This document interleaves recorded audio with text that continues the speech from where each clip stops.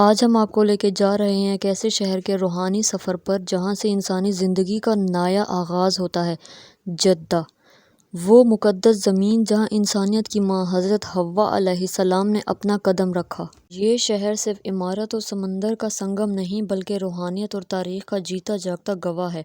آئیے اس شہر کے دل میں جھانکتے ہیں، اس مٹی کی خوشبو محسوس کرتے ہیں جہاں سب کچھ شروع ہوا۔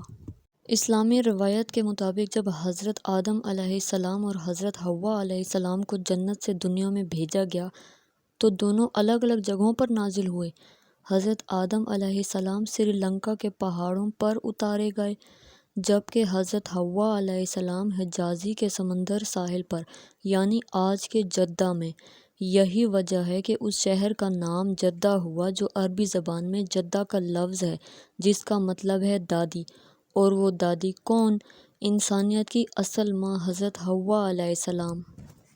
جدہ میں ایک پرانا مقبرہ ہے جو قبر حوا کے نام سے مشہور ہے۔ روایت ہے کہ حضرت حوا علیہ السلام یہیں دفن ہے۔ یہی مقبرہ پہلے لوگوں کے لیے کھلا رہتا تھا لیکن اب وہ جگہ بند ہے، لیکن لوگ آج تک اس مقدس مقام کی عزت کرتے ہیں۔ سوچئے وہ زمین جہاں انسانیت کی ماں نے قدم رکھا، وہ جگہ کس قدر روحانی ہوگی۔ جدہ کی تاریخ چند سو سال نہیں بلکہ ہزاروں سال پرانی ہے۔ یہ شہر سمندری راہداری کا مرکز تھا۔ یہاں سے افریقہ، انڈیا، یمن کے بیچ تجارت ہوتی تھی۔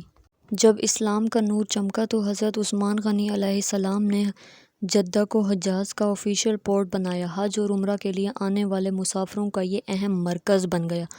آج بھی جدہ اسی مشن پر قائم ہے، اللہ کے مہمانوں کا خدمت گزار۔ باب الحرم، مکہ کا دروازہ۔ جدہ کو اکثر باب الحرم کہا جاتا ہے یعنی مکہ مکرمہ کا دروازہ۔ ہر سال لاکھوں مسلمان یہاں اترتے ہیں اور یہاں سے مکہ اور مدینہ کے سفر پر روانہ ہوتے ہیں۔ ایسے شہر میں ہر قدم پہ دعا ملتی ہے اور مسافر میں ایک جذبہ ہوتا ہے۔ جدہ مہمان نوازی کا شہر ہے، اللہ کے مہمانوں کا شہر۔ البلد، پرانا جدہ۔ البلد جدہ کا قدیم حصہ ہے جہاں کی گلیاں آج بھی ان پرانی یادوں کو زندہ رکھتی ہیں۔ نفیس ہاؤس، شافع مسجد اور پرانی حجازی عمارتیں، یہ سب کچھ 7ویں سینچری کا جیتا جاگتا سفر ہے۔ چھوٹی چھوٹی کھڑکیاں اور تاریکیوں سے بھری ہوئی دیواریں۔ البلد میں ایسا لگتا ہے جیسے وقت رک گیا ہے۔ آج بھی اگر کسی شام وہاں گزاری جائے تو دل کے کونے میں اجنبی سی روحانی ٹھنڈک محسوس ہوتی ہے۔ جدہ آج صرف تاریخی شہر نہیں بلکہ سعودی عرب کا ماڈرن بزنس ہب بھی ہے۔ کنگ عبدالعزیز ایئرپورٹ، ریڈ سی مال اور جدہ کورنیش، یہ شہر نئی دنیا کا نقشہ ہے۔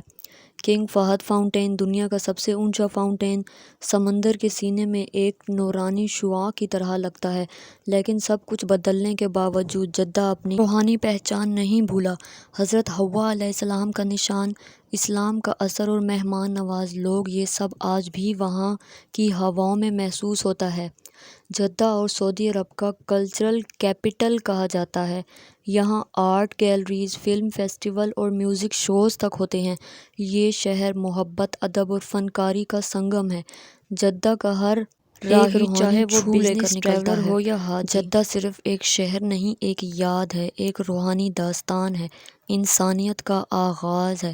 حضرت حوا علیہ السلام کی یاد، اسلام کی مہک اور آج کی ترقی، سب کچھ ایک جگہ ہے۔ جب کبھی آپ جدہ کا سفر کریں تو صرف کیمرہ لے کر نہ جائیں، دل بھی لے جائیں۔ جزاک اللہ خیر۔